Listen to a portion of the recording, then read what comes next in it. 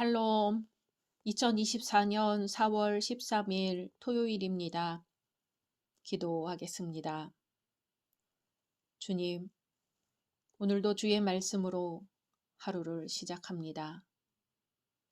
사랑하는 주님, 오늘 시편 73편의 말씀으로 기도드립니다.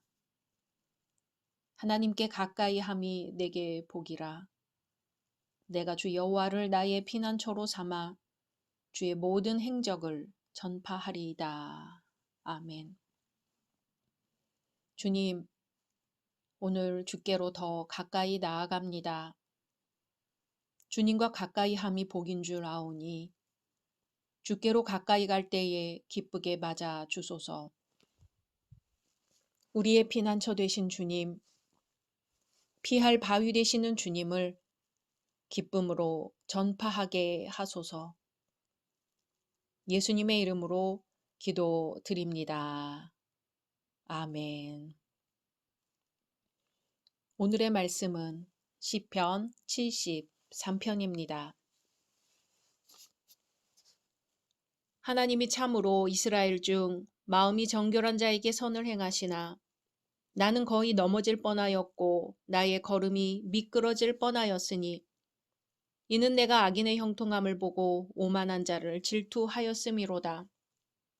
그들은 죽을 때에도 고통이 없고 그 힘이 강건하며 사람들이 당하는 고난이 그들에게는 없고 사람들이 당하는 재앙도 그들에게는 없나니 그러므로 교만이 그들의 목걸이요 강포가 그들의 옷이며 살찜으로 그들의 눈이 솟아나며 그들의 소득은 마음의 소원보다 많으며 그들은 능욕하며 악하게 말하며 높은 데서 거만하게 말하며 그들의 입은 하늘에 두고 그들의 혀는 땅에 두루 다니도다. 그러므로 그의 백성이 이리로 돌아와서 잔에 가득한 물을 다 마시며 말하기를 하나님이 어찌 알랴 지존자에게 지식이 있으랴 하는도다. 볼지어다 이들은 악인들이라도 항상 평안하고 재물은 더욱 불어나도다. 내가 내 마음을 깨끗하게 하며 내 손을 씻어 무죄하다 한 것이 실로 헛되도다. 나는 종일 재난을 당하며 아침마다 징벌을 받았도다. 내가 만일 스스로 이르기를 내가 그들처럼 말하리라 하였더라면 나는 주의 아들들의 세대에 대하여 악행을 행하였으리이다.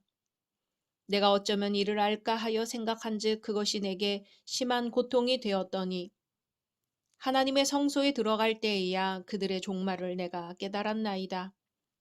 주께서 참으로 그들을 미끄러운 곳에 두시며 파멸에 던지시니 그들이 어찌하여 그리 갑자기 황폐되었는가 놀랄 정도로 그들은 전멸하였나이다. 주여, 사람이 깬 후에는 꿈을 무시함같이 주께서 깨신 후에는 그들의 형상을 멸시하시리이다. 내 마음이 산란하며 내 양심이 찔렸나이다. 내가 이같이 우매무지함으로 주 앞에 짐승이 오나 내가 항상 주와 함께하니 주께서 내 오른손을 붙드셨나이다. 주의 교훈으로 나를 인도하시고 후에는 영광으로 나를 영접하시리니 하늘에서는 주 외에 누가 내게 있으리요. 땅에서는 주밖에 내가 사모할 이 없나이다. 내 육체와 마음은 쇠약하나 하나님은 내 마음의 반석이시요 영원한 분깃이시라. 무릇 주를 멀리하는 자는 망하리니 음녀같이 주를 떠난 자를 주께서 다 멸하셨나이다. 하나님께 가까이함이 내게 복이라. 내가 주 여호와를 나의 피난처로 삼아 주의 모든 행적을 전파하리이다. 아멘. 오늘 시편 73편의 시는 시편 제3권의 첫 번째 시입니다. 본시의 표제어는 아삽의 시입니다. 아삽은 다윗 당시 성전 찬양대의 수석이었지요. 이 시의 배경에 대해서는 자세히 알 수 없습니다. 다만 아삽이 정결한 삶을 살았음에도 고난에 처하게 되었을 때 악인의 형통함을 보면서 느끼는 마음을 시로 읊었다는 것을 알 수 있습니다. 시인은 교만과 강포로 가득 차 있는 악인들이 번영을 누리고 있는 현실에 대해 비탄과 분노를 넘어서 허탈감에 빠지게 되었습니다. 그러나 시인은 고통스러운 투쟁을 통하여 악인이 누리는 형통의 허무함을 깨닫고 의인이 궁극적으로 구원 얻을 것을 확신합니다. 1절입니다. 하나님이 참으로 이스라엘 중 마음이 정결한 자에게 선을 행하시나. 아멘. 시인은 먼저 하나님께서 마음이 정결한 그의 백성들에게 항상 선을 행하신다는 사실을 말합니다. 시인은 여기서 결론을 먼저 말하고 여기서부터 시작하여 현재 발생하는 의심과 해결의 과정을 묘사하며 나중에 동일한 결론에 이릅니다. 이어지는 본문은 그 과정에 대해서 묘사하는 것이죠. 2절, 3절입니다. 나는 거의 넘어질 뻔하였고 나의 걸음이 미끄러질 뻔하였으니 이는 내가 악인의 형통함을 보고 오만한 자를 질투하였음이로다. 아멘. 시인은 앞에서 하나님의 사랑과 정의를 고백하였으면서도 여기서 솔직하게 자신의 생각을 밝힙니다. 즉 악인의 번영에 대해 충격을 받았고 근원적인 신앙까지 흔들리는 강렬한 유혹에 휩싸였다는 것입니다. 한마디로 악인의 형통을 보고 질투가 일어나는 겁니다. 5절입니다. 사람들이 당하는 고난이 그들에게는 없고 사람들이 당하는 재앙도 그들에게는 없나니. 아멘.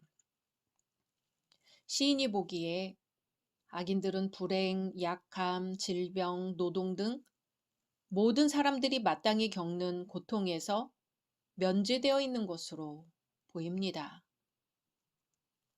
그들의 산업은 날로 번창하여 부귀영화를 끝없이 누리는 것으로 보입니다. 6절입니다. 그러므로 교만이 그들의 목걸이요 강포가 그들의 옷이며. 아멘.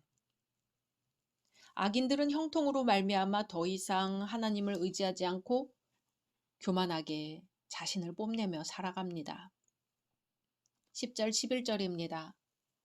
그러므로 그의 백성이 이리로 돌아와서 잔에 가득한 물을 다 마시며 말하기를 하나님이 어찌하랴 지존자에게 지식이 있으랴 하는도다. 아멘. 잔에 가득한 물을 다 마시며 하는 것은 악인들의 추종 세력이 악인들의 형통을 부러워하며 악인들이 내세우는 모든 것들을 마치 참된 생명수라도 되는 양 모두 마신다는 겁니다. 그들의 악행을 답습한다는 것이죠. 그러면서 하나님이 어찌하랴 한다는 겁니다. 자신들이 악행을 저지르지만 하나님께서는 자신들의 악행을 알지 못할 뿐만 아니라 알아도 상관하지 않을 것이라고 착각합니다. 하나님을 자신들의 입맛에 맞춰 적당하게 생각하려 합니다.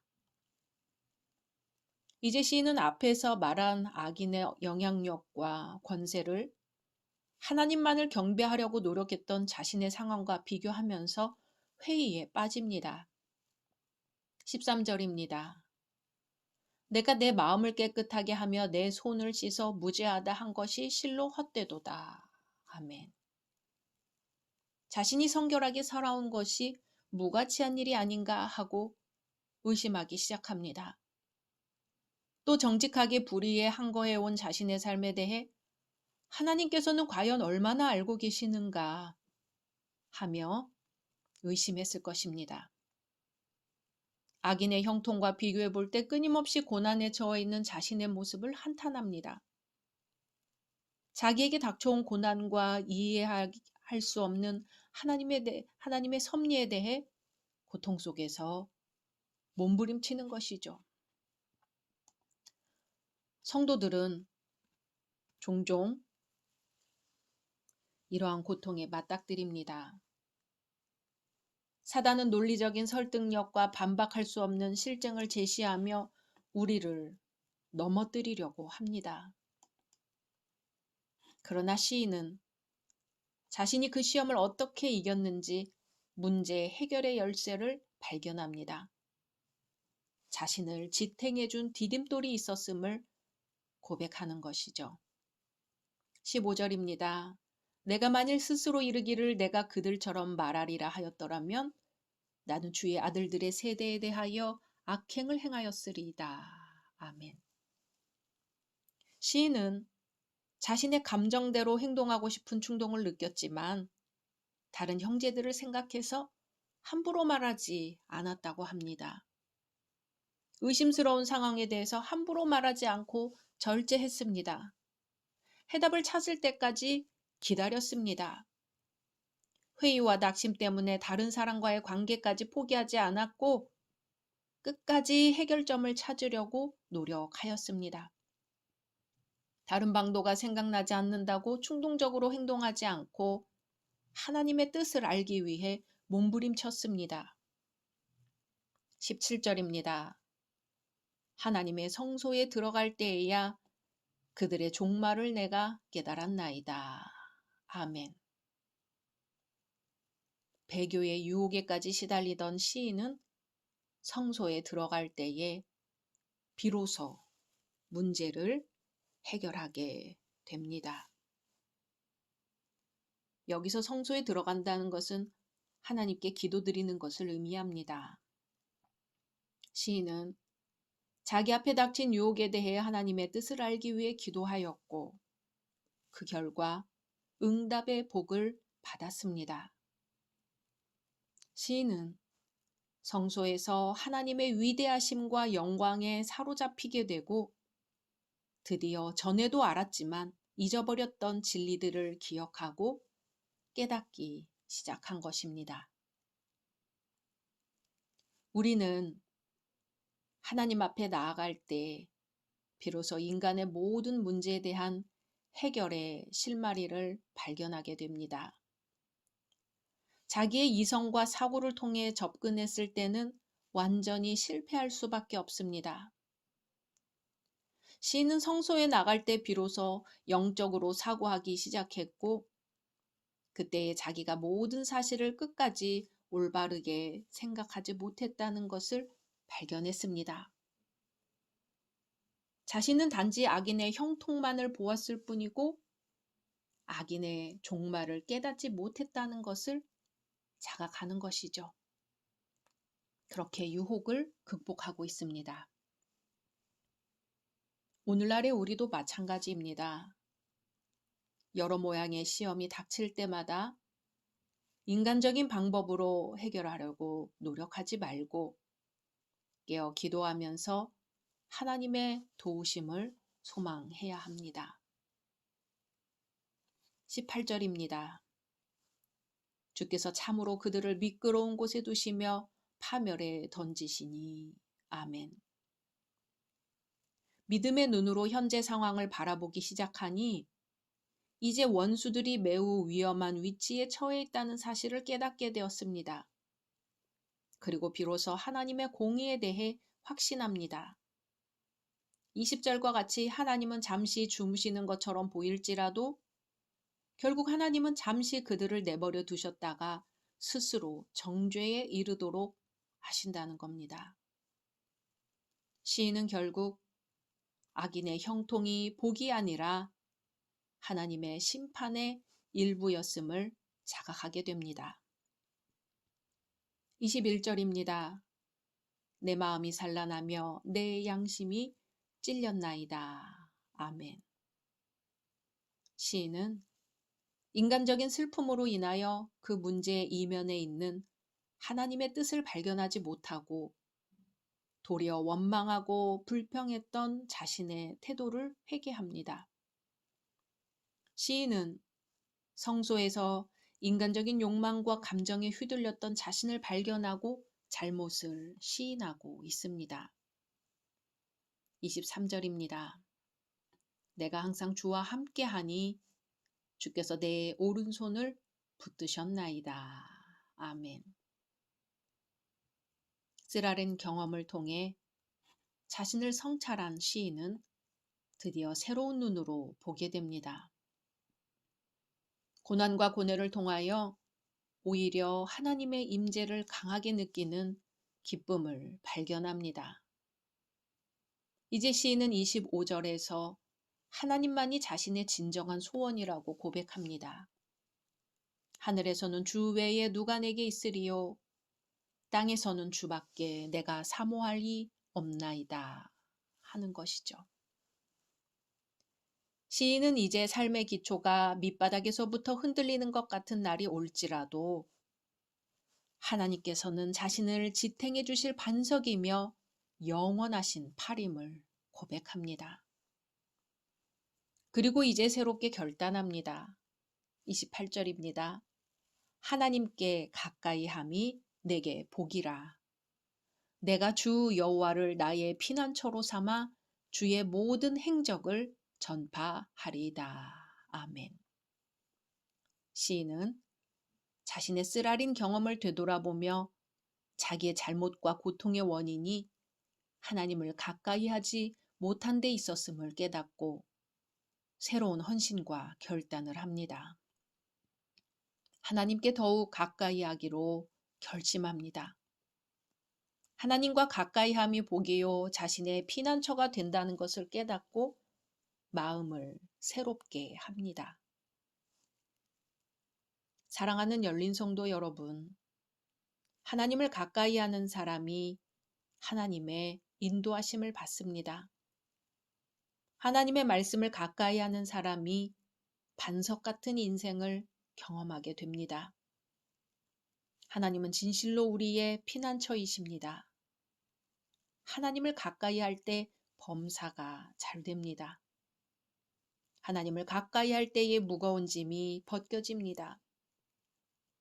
거룩한 주일을 준비하는 오늘, 시인의 고백이 우리의 고백이 되어 참된 복과 참된 기쁨을 깨닫는 우리 모두 되기를 주님의 이름으로 소망합니다.